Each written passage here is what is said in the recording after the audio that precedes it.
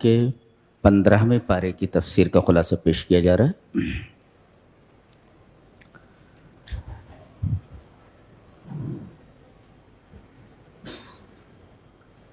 ابتدا میں یہ فرمایا گیا کہ اللہ نے اپنے بندے کو رات کے ایک حصے میں مسجد حرام سے مسجد اقصی تک سیر کرائی۔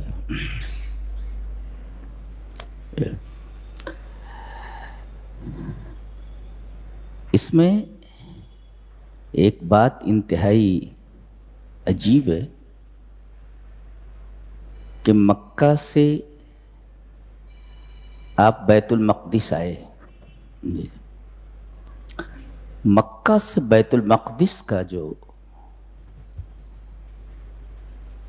سفر ہے، اس کی جو مسافت ہے، وہ 40 رات ہے۔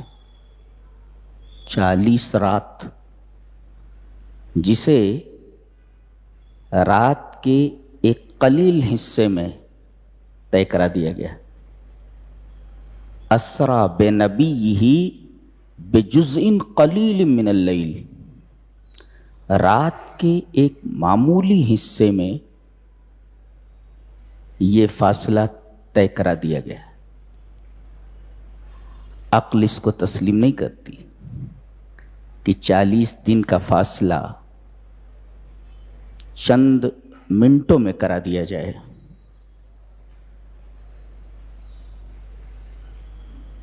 عقل کو ماننا چاہیے۔ کیوں؟ اس لیے کہ یہاں لے جانے والا کون ہے؟ جی اسرا، رب نے سیر کرائی، تو رب کے لیے تو ساری چیزیں آسان ہیں، رب کے لیے تو ساری چیزیں ممکن ہیں، اس کے لیے کوئی چیز مستحیل اور امپاسبل تو ہے نہیں، لہذا اس نے اسرا کی نسبت اپنی طرف کی ہے۔ اسرا بعبدہ، اپنے بندے کو سیر کرائی، کس نے؟ اس نے، یعنی اللہ نے۔ تو لہذا 40 راتوں کا فاصلہ رات کے ایک قلیل حصے میں ہو جانا عقلاً تو مستحیل ہے، لیکن یہ محال اس وجہ سے بھی نہیں ہے کیونکہ یہ سیر کرانے والا ہمارا رب ہے، جس کے ہاتھ میں وقت کی رفتار ہے۔ جی، وقت کی رفتار جس کے ہاتھ میں، اس نے سیر کرائی۔ رفتار کو بڑھا بھی سکتا ہے، گھٹا بھی سکتا ہے، اور یہ عقل سے ثابت ہو نہ ہو، نقل سے تو ثابت ہے۔ اور وَالنَّقْلُ الصَّحِيحُ مُقَدَّمٌ عَلَى الْعَقْلِ، نقل صحیح عقل کے اوپر مقدم ہے، اس لیے کہ نقل غلطی نہیں کر سکتی، عقل سے غلطی ہو سکتی ہے، اس لیے نقل معصوم ہے، عقل معصوم نہیں ہے۔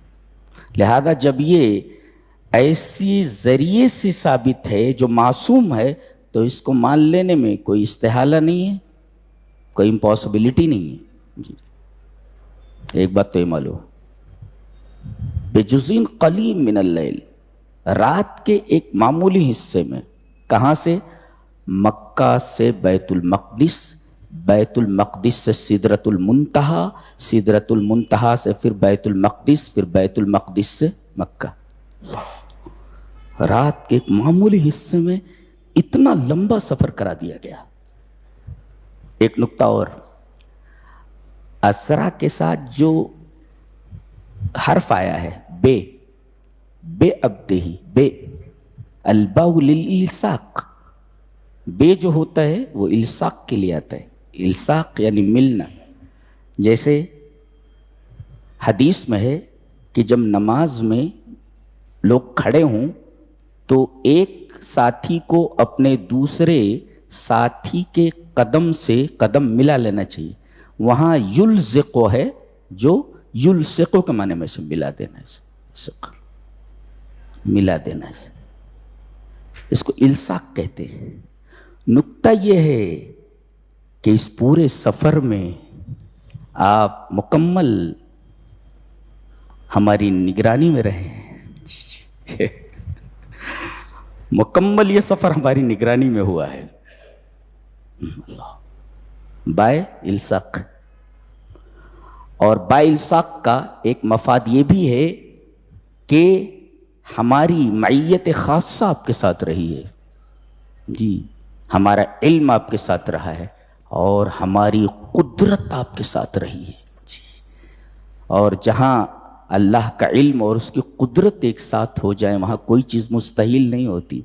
قدرت وقت کو کہہ دے کہ رک جا، وقت رک گیا، رکتے ہوئے بھی چلتا رہے، ہذا ممکن، دس از پاسبل. رک جا مگر چلتا رہے، یہ کیسے ہوتا ہے؟ رک جا مگر چلتے رہے. اللہ سبحان الذی اسری بعبدہ لیلا. ایک نقطہ یہ بھی معلوم ہوا کہ فاللیل افضل من النہار من سبیل الاجمال علی سبیل الاجمال. رات یہ دن سے افضل ہے، اس لیے کہ یہ مبارک سفر اور یہ حیرت انگیز معجزہ رات میں ظہور پذیر ہوا ہے. اور رات کی فضیلت یوں بھی ہے دن کے اوپر کہ رمضان کے اس مہینے میں ایک رات ہے، ایک رات 1000 مہینے کے برابر ہے. فاللیل افضل من النہار، تو رات دن سے افضل ہے علی سبیل الاجمال. اللہ. اور یہ رات ہی ہے کہ جب اس کا ثلث لیل رہ جاتا ہے، آخری تہائی حصہ، تو رب تعالی آسمان دنیا پر نزول کرتا ہے اور کہتا ہے کہ کون ہے جو مجھ سے مانگے میں اسے دے دوں، کون ہے جو دعا کرے مجھ سے میں اس کی دعا قبول کر لوں، اور کون ہے وہ جو مجھ سے اپنے گناہوں کی معافی چاہے میں اس کے گناہوں کو معاف کر دوں. یہ کب ہوتا ہے؟ یہ رات ہی میں ہوتا ہے، وہ بھی رات کا جو تہائی حصہ ہے اس کے آخر میں ہوتا ہے. یہ فاللیل افضل من النہار، سو رات دن سے افضل ہے. اچھا، یہ سفر کیسے ہوا؟ ایک سواری کے ذریعے ہوا جس کا نام براق. براق گدھے سے بڑا، خچر سے چھوٹا، ایسا. تو یہ سواری اور برق سے مشتق ہے. اور برق کا مطلب ہوتا بجلی، بجلی کی رفتار سمجھتے ہیں آپ؟ جی براق برق سے مشتق، یعنی اس کی رفتار منتہائے نظر تک تھی. ایک قدم یہاں رکھ رہا ہے تو دوسرا قدم جہاں تک نگاہ جاتی ہے وہاں رکھتا ہے. جی نقطہ یہ معلوم ہوا کہ آدمی سفر میں جائے تو توشہ اپنے پاس رکھ لے، اسی کا نام توکل ہے. اسباب اختیار کرنا چاہیے. جی جی تفویض الامر الی اللہ مع طاعت الاسباب. اسباب اختیار کرنے کے بعد آدمی اللہ پر توکل کرے. دیکھیے یہاں پر اللہ چاہتا تو بغیر کسی سواری کے بھی یہ سفر کرا سکتا تھا، مگر سواری بھیج کر کے اس پر سفر کرانا اس بات کی دلیل ہے کہ توکل کا یہ مطلب نہیں ہے کہ آدمی اسباب اختیار کرنا چھوڑ دے. اسباب اختیار کرے پھر اس کے بعد رب پر توکل کرے، رب پر بھروسہ کرے. اقلھا ثم توکل، پہلے اونٹ کو بات پھر بھروسہ کر اللہ پر. اور اس سے پہلے ایک آپریشن کیا گیا جو نقل صحیح سے ثابت ہے حدیث سے. یہ دنیا کا عجیب و غریب آپریشن ہے. جی ہارٹ جب سرجری ہوتی ہے تو آدمی کمزور ہو جاتا ہے. اس ہارٹ سرجری کے بعد آپ کا دل اور قوی ہو گیا ہے. یہ عجیب و غریب آپریشن ہے یہ. جی اور حدیث میں ہے کہ آپ کے سینے کو چاک کیا گیا، چاک کرنے کے بعد پورا دل نکال لیا گیا. اللہ، پورا دل نکال لیا گیا. نہ وہیں آکسیجن کا کوئی ذریعہ ہے نہ اور کوئی آلہ موجود ہے آپریشن کا. سینہ چاک کر کے دل نکال لیا گیا اور تب بھی آدمی زندہ ہے.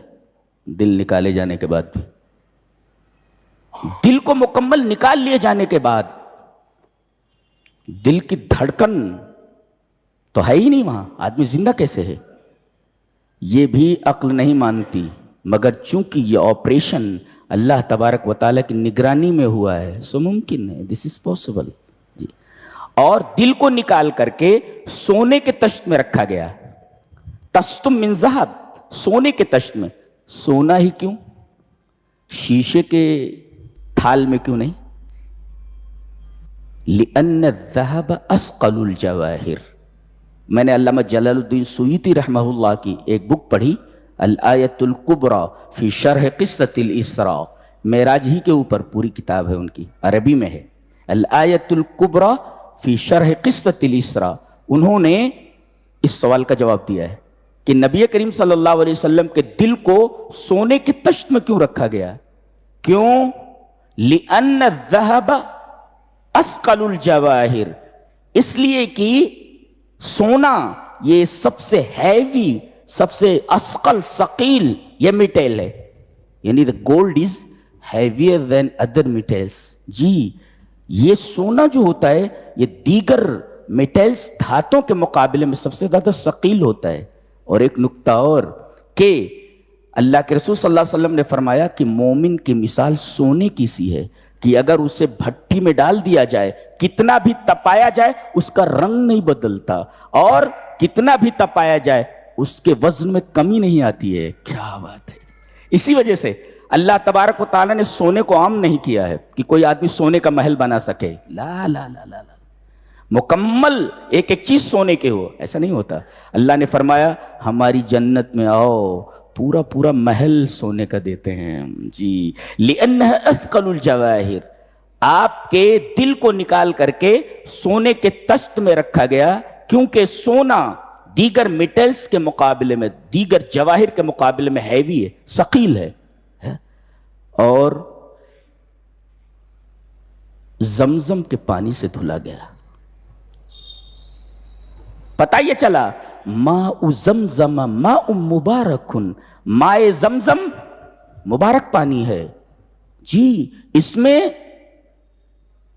پیاس بجھانے اور تشنگی بجھانے کی قوت کے ساتھ ساتھ غذائیت بھی ہے. اس کو پینے کے بعد آدمی کو ایسا لگتا ہے جیسے اس نے کھانا کھا لیا ہو. یہ دنیا کا واحد پانی ہے جو ختم بھی نہیں ہوتا اور جس کے اندر کوئی بھی ایسا جرثومہ نہیں ہے جو انسانی زندگی کے لیے مضر ہو. اور سنا ہے، کہاں تک صحیح ہے کہاں تک غلط ہے، کہتے ہیں کہ اگر ایک بکٹ پانی کے اندر تھوڑا سا زمزم ڈال دیا جائے تو پورا پانی زمزم کے حکم میں ہو جاتا ہے، پورا پانی زمزم بن جاتا ہے. اللہ اکبر. تو ماء زمزم ماء مبارک. نبی کریم صلی اللہ علیہ وسلم نے حجۃ الوداع کے موقع پر کھڑے ہو کر آب زمزم پیا. بعض لوگ کہتے ہیں کہ کھڑے ہو کر جو آپ نے آب زمزم پیا وہ ضرورت کی وجہ سے، بھیڑ تھی وہاں، بیٹھنے کی جگہ نہیں تھی، لہذا آدمی ضرورت کے وقت کھڑے ہو کر بھی پانی پی سکتا ہے. اور میں کہتا ہوں ضرورت نہ بھی ہو تب بھی کبھی کبھی کھڑے ہو کر پانی پی لینا چاہیے جی. تو ھذا مسئلۃ الخلافیہ، یہ اختلافی مسئلہ ہے کہ آب زمزم کو کھڑا ہو کر کے پیا جائے یا بیٹھ کر پیا جائے. اور یہ فیہ آیات بینات جو کہا گیا چوتھے پارے میں کہ خانہ کعبہ کے اطراف میں اس میں کھلی ہوئی نشانیاں ہیں. انہی نشانیوں میں سے ایک نشانی مائے زمزم بھی ہے. ختم نہیں ہوتا. کئی ہزار سال ہو گئے، ندیاں سوکھ جاتی ہیں، ندیاں اپنا رخ بدل دیتی ہیں، اس پانی کی کوانٹیٹی اور کوالٹی کم نہیں ہوئی، ویسی کی ویسی ہے. ماء مبارک، ختم ہی نہیں ہوتا. برکت، النمو، بڑھنا. برکت مانے بڑھنا اور خیر کا ثابت رہنا، یعنی بڑھ رہا ہے اور وہ خیر موجود بھی ہے، ثابت بھی ہے. تو ماء زمزم ماء مبارکن، زمزم کا پانی مبارک پانی ہے. اور پھر اس پانی سے دھل کر کے آپ کے دل کو وہیں پلانٹ کر دیا گیا اور سینے کو جوڑ دیا گیا. عجیب بات ہے، ٹانکے کے نشانات بھی تھے. صحابہ کرام فرماتے ہیں کہ جب نبی کریم صلی اللہ علیہ وسلم کا سینہ کھلا ہوتا تو ہم آپ کے سینے پر